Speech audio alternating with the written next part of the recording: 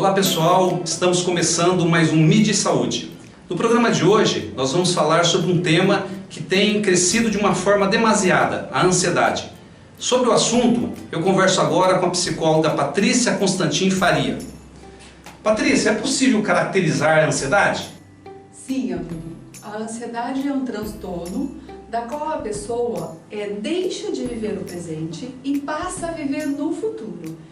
E por conta disso, ela produz, neurologicamente, fisiologicamente, um movimento como se ela estivesse em fuga, porque ela sempre vai estar pensando no que ela precisa se proteger, que irá acontecer no momento futuro. É possível distinguir a ansiedade patológica, porque tem um movimento que é saudável, até por uma questão de sobrevivência e de conquistas na vida, A ansiedade, de certa forma, ela ajuda a gente também, É possível definir, diferenciar uma coisa da outra? A ansiedade que se torna um transtorno e a ansiedade que é saudável? Muito importante essa pergunta que você me fez. É necessário que nós tenhamos ansiedade, porque se a gente não tiver nenhuma ansiedade, nós não vamos nos programar, para estar aqui hoje fazendo essa entrevista, Eu falo que a ansiedade ajuda a gente a sair do sofá, sair da cama e ir para a vida. A dificuldade é quando essa ansiedade passa um nível da qual ela paralisa a sua vida.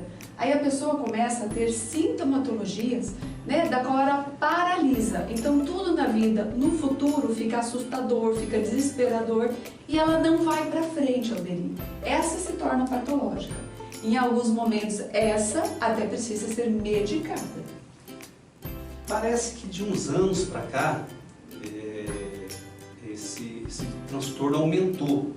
A vida moderna, a competitividade, as cobranças, enfim, as próprias expectativas que a gente tem, nutre, fazem com que a ansiedade seja deflagrada? Como é que é, Patrícia? Alderi, na sua pergunta você, sabiamente já respondeu.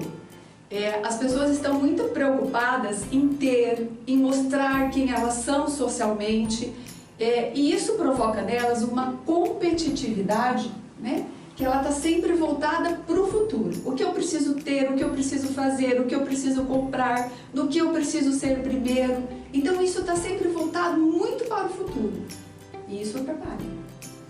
E como lidar com as cobranças? Como lidar com o que o mundo preconiza que é normal?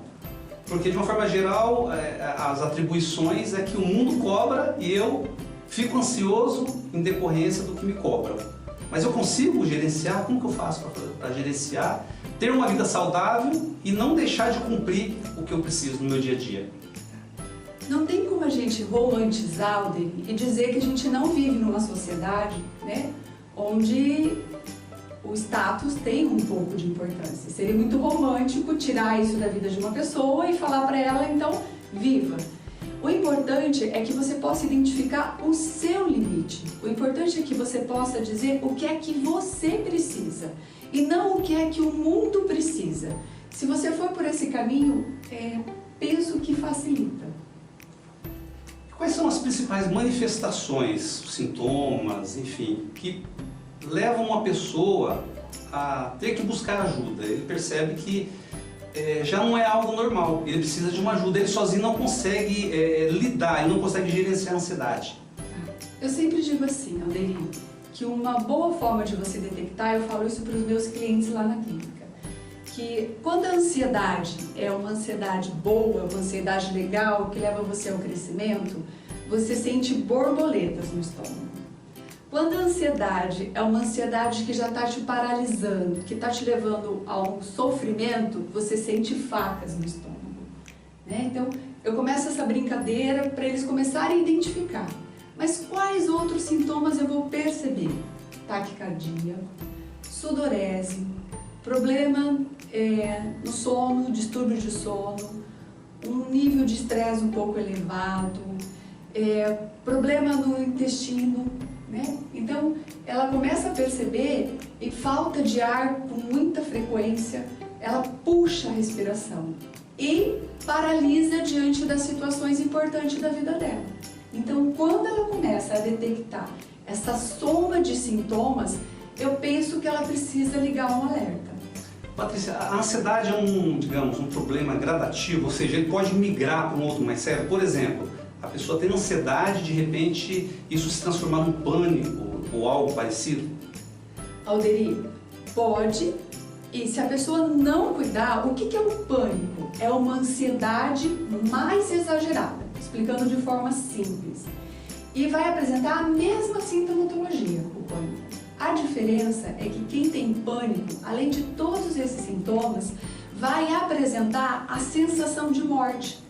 Quando ela tem falta de ar, ela tem a sensação de que ela vai morrer. Ela pede para alguém ajudá-la a respirar.